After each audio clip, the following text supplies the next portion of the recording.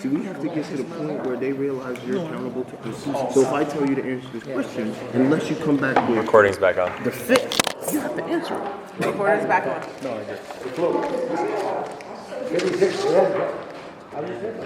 This is what we did at the organizational. But you want me to ask him? Made that. I'll ask him. No, I can ask. I was just talking about for purposes. Okay, folks. So let's. We need to get back to the agenda. As I say, we've got a lot to cover and not a lot of time. So let's just move through this quickly, and then we can get to Joe. We had the minutes for April 15th. Everybody was okay with that. On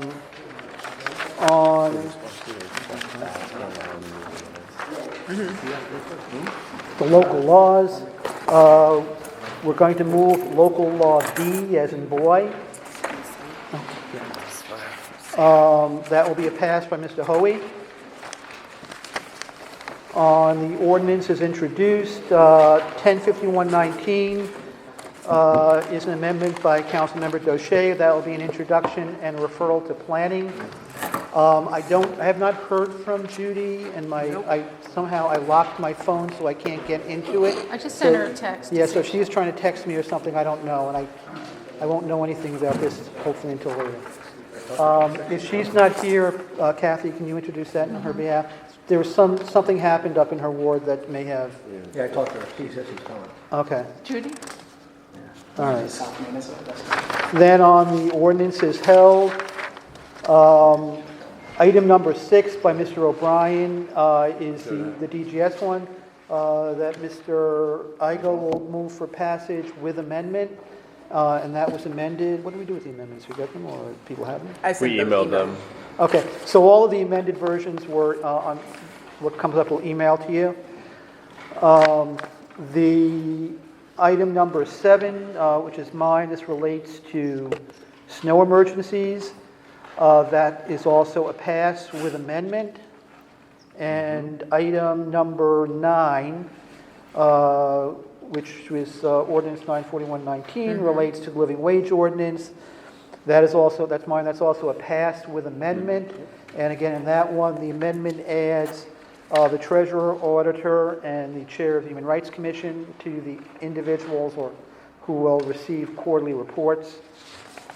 And all of those came out of committee. The remaining ordinances are held. On the introduction of resolutions, 1951-19R is a resolution authorizing the mayor to enter into a grant agreement. This is for funds that we already received for the Lincoln Park pool. So this is just an administrative formality. This will be a pass, Mr. Johnson. Ordinance 2051-19 is the budget adjustment related to the union contract with the dispatchers in Council 82. That is a pass. I had Ms. Doche on that. And Kelly, you can move that if she's not here. And then we had a couple of MCs. I'm now counting potentially 4. So 215119 is by Mr. Anani. That's the bike month resolution. All members were listed, I believe, as sponsors on that. That will be a pass. 225119R is a request by Mr. Robinson. This is the marijuana legislation, which it's an introduction, but not a pass. And this is my dilemma in terms of trying to figure out how to have discussion on this. And if trying to turn something around by the next meeting, that is difficult. The bill itself, and actually was the resolution corrected? Yes. So the bill number that was in the original resolution was actually from last session. So I think Jared made a correction to update it for the current bill number, which would be, the Senate bill is 1527. The actual bill is 69 pages long, and it's, it's a lengthy document to go through. And there are a lot of issues there.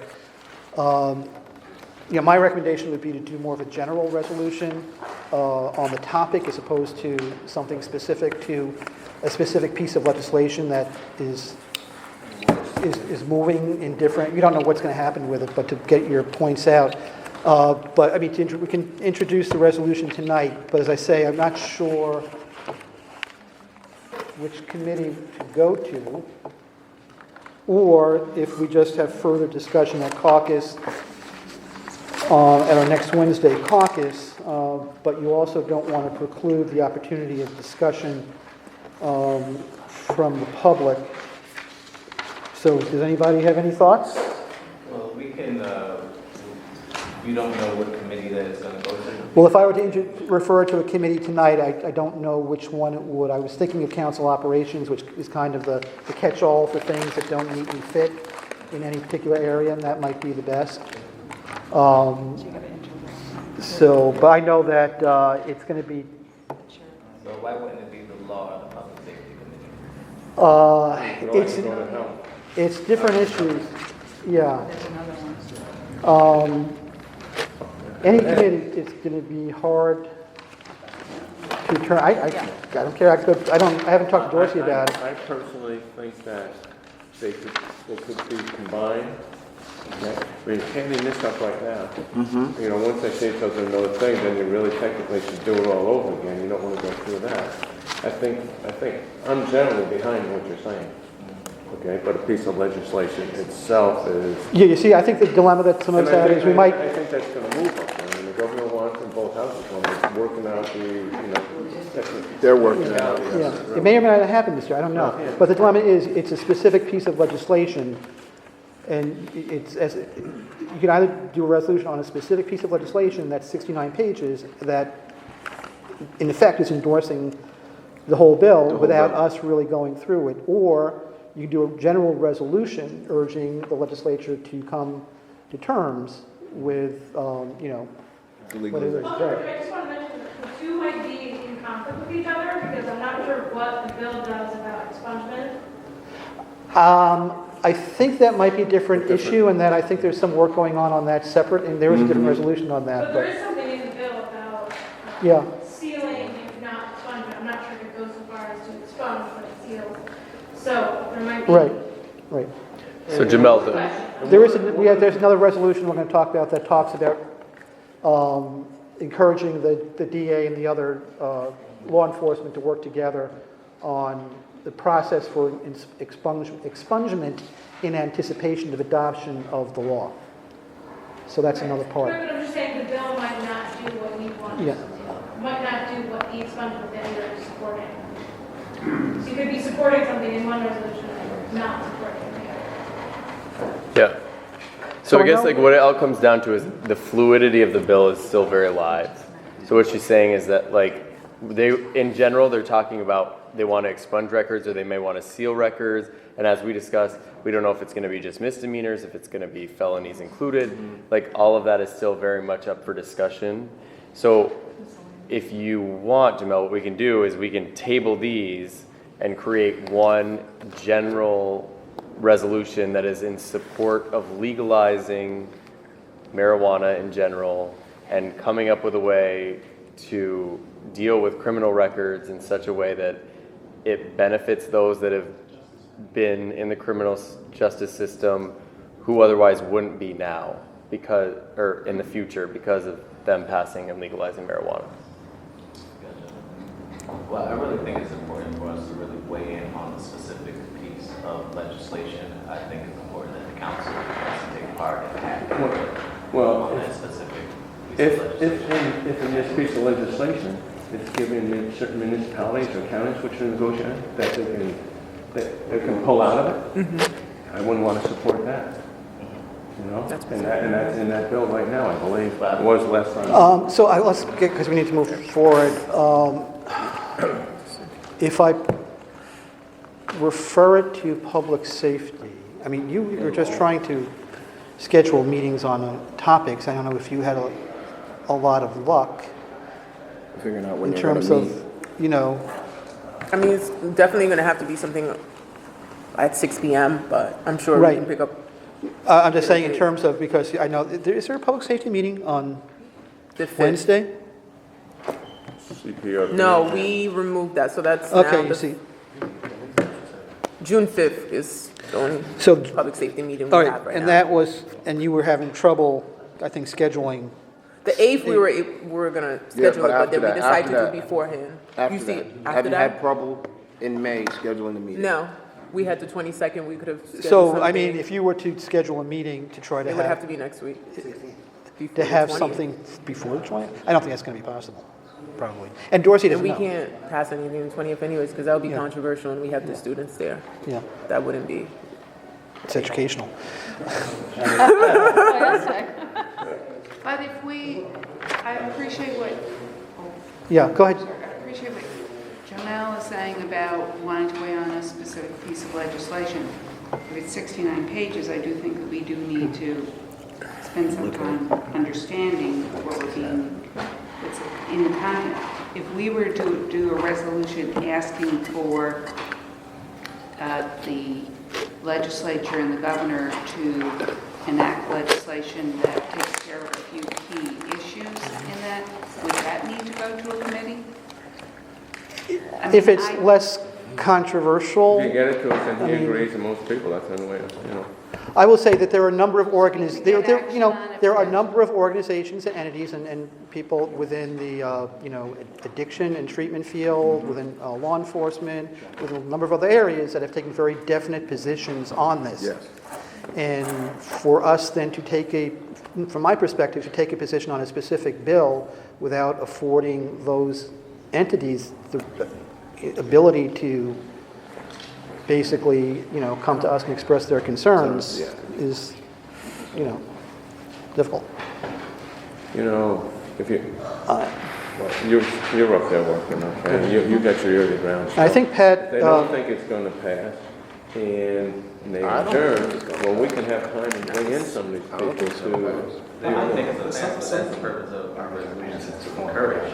I don't think they're gonna pass. well, that's what we're talking about, the general encouraging the enactment of legislation that deals with the topic as opposed For to, them to consider certain issues that we feel are important to us as a council. I'm sorry, what? I said, and to encourage them to examine specific issues that we feel are important to us as a council.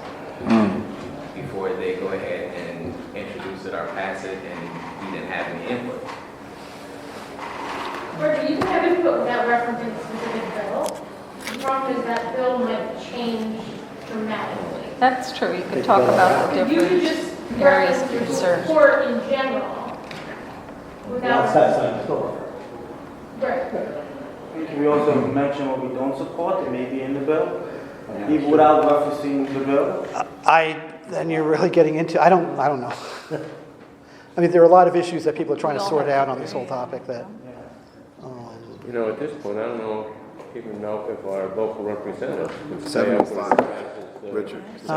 yeah, you know what, folks, I mean, I really need to, so we can introduce a resolution as it is. If we want to put it in committee, we can try and put it in public safety.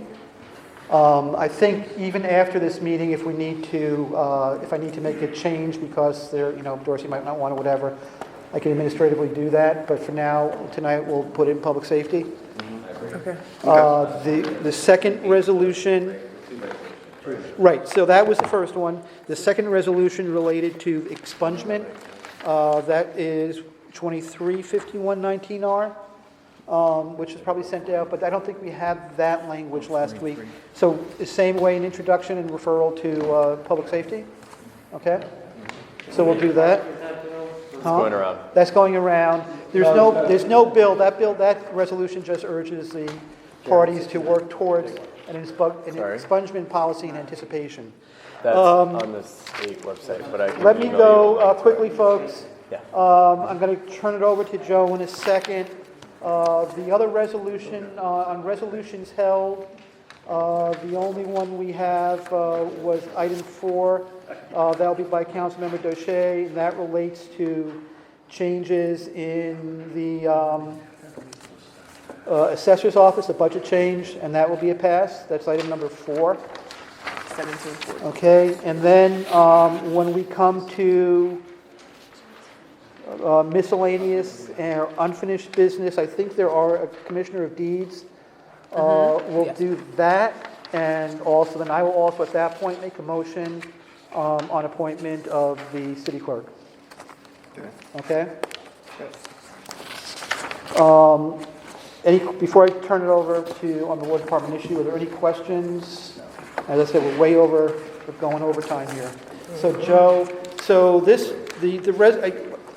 I sent out to you, I got this on Friday. There were several pieces there. I forwarded that to members when I received it. I did not have any information, or leadership did not have any indication of that prior to receiving that.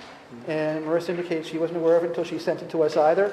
So it was not something that we were anticipating, and I forwarded it on as soon as you got it. And if I can quickly recap what this does, there are 2 resolutions similar to what we did last year. We passed a resolution. This is regarding the Beaver Creek project, which I believe everybody is familiar with. Last year, as part of this process, we passed a resolution requesting the introduction of home rule legislation to allow us to alienate portions of Lincoln Park for the project. Once that bill was actually introduced, we did pass a second resolution, which was the formal home rule request. That legislation did pass before session ended last year in June. It was signed into law by the governor in December of last year. I guess since then there have been continuing discussions, and the project has evolved, and the project as it stands right now requires additional or different alienation provisions. And so what is being asked of us tonight, and this all comes in the context again of the legislative session coming to an end at some point in June. So again, we're being asked to pass a resolution tonight that requests the introduction of state legislation, and then at a later point, if that is introduced, we would do the home rule bill. So I'm going to turn it over to Joe, and one of the questions I'm going to have, Joe, is since the alienation law was enacted last year, it seems this is a totally new freestanding bill that doesn't amend last year's. So I'm just trying to understand the dynamics. We're not amending last year's, we're not repealing the law that was enacted last year, but is it in addition because there seems to be overlap where some of it repeats what was in last year? But that was just not having time to look at it. It was very quick. I can explain why But go we're ahead. in the context of the project. I'm not going to go through every one of these sheets. I will talk to a couple of them simply to put it in context. And Marissa can certainly explain the process and how that would work. It was almost a year ago today we were here. We talked about the alienation portion of the project. We had at that point several community meetings. We started those in March of 2018. To date, we have now had 12 community meetings on this project. The most recent ones were in February and in late April with the 3rd Avenue Neighborhood and the South End Neighborhood Association, specifically to talk about the changes to the project that we presented last November. And at the November meeting, we had a lot of discussion from the community about trucking the solids from the facility in Beaver Creek out then down to the Albany County wastewater plant down at the Port of Albany. We thought that was a very legitimate concern.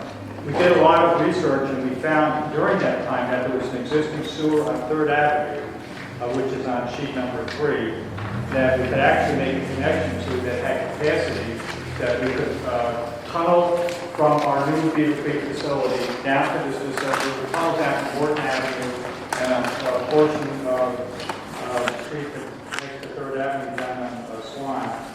And that would then allow us to convey these solids simply through the pipes underground and never have to have a truck take the solids from the facility. So when you looked at sheet number 2 that I've given you, that actually shows the building footprint being much smaller because we don't have the facility or the need to truck those solids. So we think we're being very responsive to the concerns that the folks around Lincoln Park had with regard to the trucking and the traffic that would cause. Even though it was pretty minor, it was a legitimate concern. And so by doing this project, we're looking at about, it's only 6 million gallons a day, which sounds like a big number, but the capacity of that 30-inch sewer is about 30 million gallons a day on 3rd Avenue. We would never put more than 6 million gallons a day down that sewer. And all of the work that we're going to make that connection, it's all underground. So even though it's underground, we still have to go through the alienation process. So this is simply adding a little bit of a corridor, probably 40 feet wide, that we would have, that we could work underground and tunnel all this material down to 3rd Avenue. So with those 12 meetings, we've gone through this entire process. When we met with you last year, we were about 35% design. Now we're about 65% design. And we were reluctant to advance this additional alienation until we provided the courtesy of a meeting to the folks in the South End Neighborhood Association. We did not want to, presume that we had, a carte blanche approval of what we're doing. So when we met with them in February, they had some questions about the capacity. We did an internal inspection. We televised that line. It's in excellent condition. We verified that all the connections would be reduced. There were 7 connections to the line. None of them are connected to the building sanitary sewers. So that was one of the concerns they had. And the other concern, I believe at that point, was running a large flow through that line, and we committed to only run 6 million gallons a day. So we're convinced that the solution we have here is technically achievable. It's still within the context of the budget of the project. And we also learned that we had an appraisal of the value of the land that was being alienated. It's about $220,000. And what that said, they said that we could use the value of the improvements we're making in Lincoln Park as an offset. And we think with the reflection and learning garden, all that activity we're doing in that ravine area, that would be well in excess of that. We're guessing that's probably closer to $1.5 to $2 million worth of work. So that's kind of how we got here, Richard. A couple sheets I do want to also show, the last 2 sheets on the end.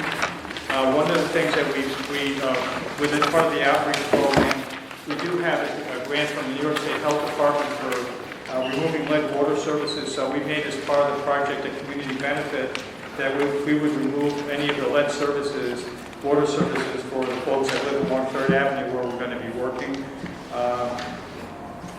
And then I think the other thing, there will be some additional controls that we would put into have assured redundancy that we would never have more than 6 million gallons a day of water going down 3rd Avenue. And then we'd also make a commitment with the Creighton Story homes folks that we would do some green infrastructure and local stormwater management, rain gardens, et cetera, on that property. The next steps, I think, Marisa can certainly address the process of how this has to flow. We would probably, with the consent order, we have to get this project started construction in 2020, and we need to be completed by the end of 2022. So this allows us to meet that schedule. And we apologize as well for kind of getting this to you pretty late. We just got the survey meets, bounds, and maps last week, so we got them over to the law department as quickly as we could. But again, we're kind of driven a little bit by the schedule of the legislature. Derek? So my first question is the concerns that were raised by 3rd Avenue Association. Did you address those? We did. We did, and I think we met with the 3rd Avenue folks in February, and we got all the questions they had raised. We had to go out and collect some additional data. Yes. We televised the sewer. We did a lot of flow monitoring.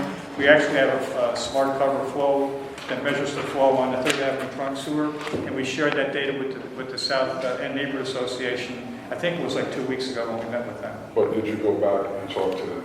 Yes, those folks were part of that larger meeting. It was coordinated.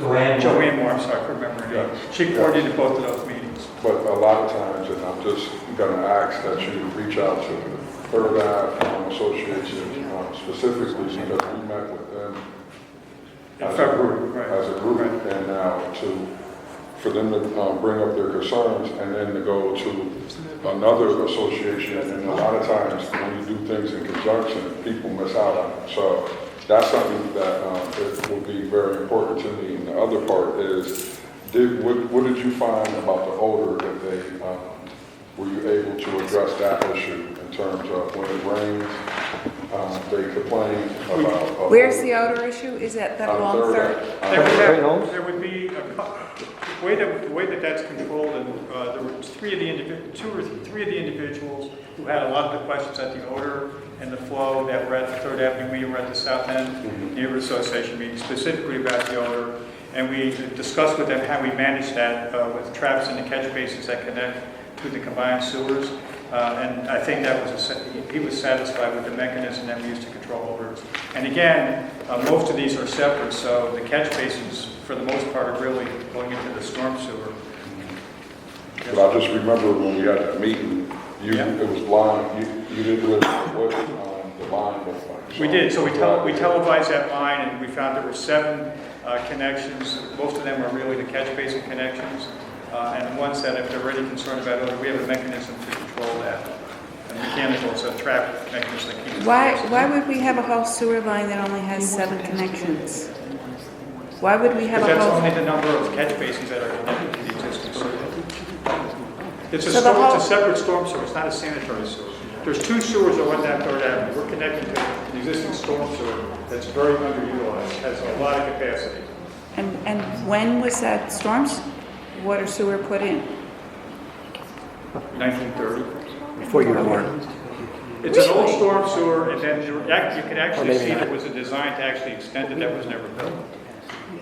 So Kamal has questions, but I have something after. I just got 2 questions. One is, will there ever be a need for trucking in cases of extreme emergencies, or they will never? Now, because the screening facility, everything's underground. The only trucks that will go to that facility are the same trucks that will go to the Lincoln Park pool to deliver hypochlorine for disinfection. Gotcha. And I just want to make sure I heard you correctly about, you said that you received a grant from the state, from the health department, the health department, for the removal of lead from potential pipes, and you see that as a community benefit? Lead water services. Lead water. Yeah, we're going to do that on our nickel, so the homeowners would not have to pay for that.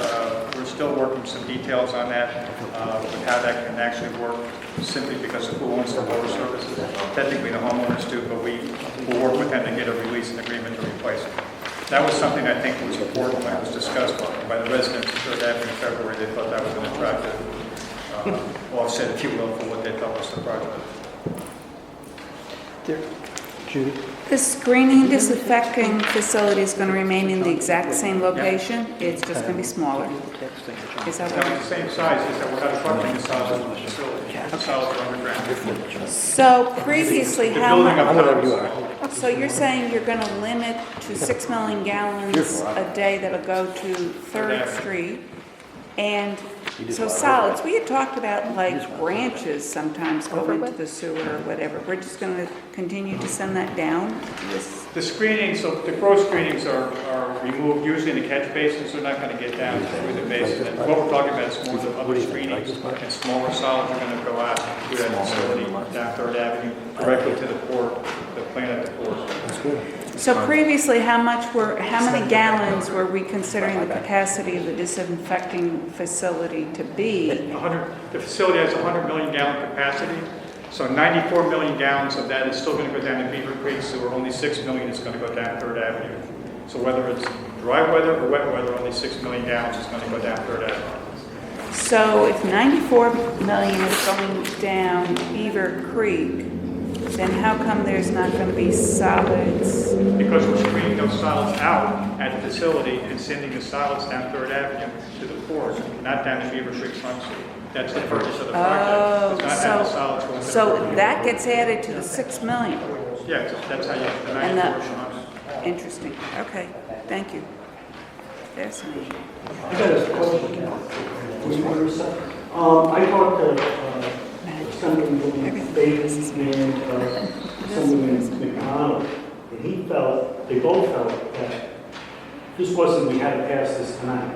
They said to go. Yeah, Richard and I were just discussing, if you guys want to take your time, I think that we could skip the first resolution altogether, and then just introduce the second resolution, put it in committee, have a discussion on Wednesday, and then hopefully, once the bill's introduced, pass the home rule resolution on May 20th. second resolution is a home rule request. We don't have the bill. Yes, but between now and the 20th, we'll get the bill number.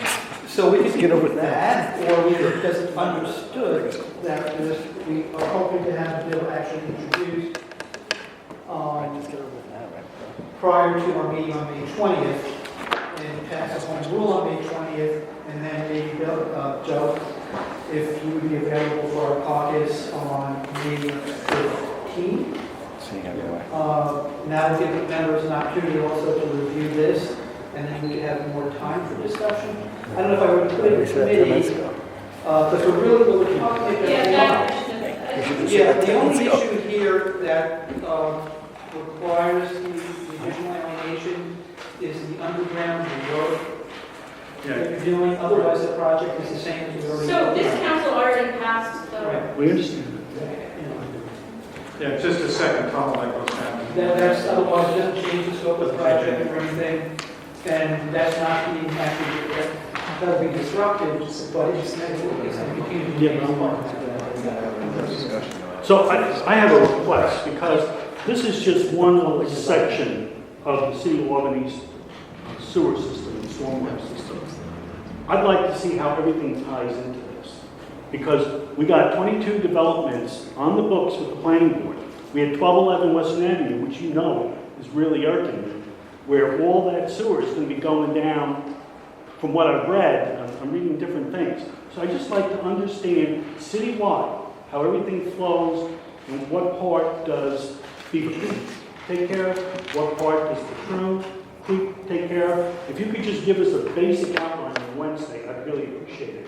My concern is that we're overdeveloping, we're fixing up a water system that the state's saying we got it fixed, but yet we're throwing more poop into the system. Well, actually, we're taking 3 million gallons a day out of True Creek with the Upper Washington pump station at Harriman. So the Harriman campus in the state University of Albany, 3 million gallons a day that go into Beaver Creek are going by the end of this year. We pull out of Beaver Creek. That's a project that's actively under construction. Okay, but I want to know what the capacity is, the True is, you know, I want to know this information. I absolutely, we can absolutely do like a huge education project. It doesn't have to be huge, just some I just basic. want to hold up, like something that's under consent. I want to see this pass through This consent. has been discussed for over a year. So, I mean, we could absolutely get you all that information and answer any of the questions. Well, you know, the only strength we have is our vote. And we're the people making ordinances and approve stuff. And if I'm asking for information, that's my right, and that's the right of the people. Did I say anything? No, but you made it seem We will like. give you anything you need. Either I or Bill sent over here. I got to check it out. All right, so. They are asking for us over there when we're coming out, I just come back. All right, so let me remind you, the alienation bill, it's an authorization. We have to make the final decision, so that's ultimately come back to us. Let me also remind you, on May 15th, we have a couple of other presentations, and I think I want to give some time to Marissa to introduce Sarah. But quickly. This is Sarah Bellis from our office. She's going to be filling in for me while I'm gone. So Where you any going? questions, feel free to reach out. Where are you going? What's Sarah's last name? Ballas. So we are not going to introduce anything tonight on the Beaver Creek. And quickly, I want to remind, on May 15th, we have the school district is coming. They want to do a presentation on the budget. Folks from Capitalize Albany will be here to give a brief intro, because we have the CFA processes coming up. There are some workshops on that. I think everybody got emails on that. But they want to do a quick overview on that process. And then we'll have either Bill or Joe back to review this project. So please review, and if you have any questions you have. Thank you. All right, folks. Yes, yes. Left his code.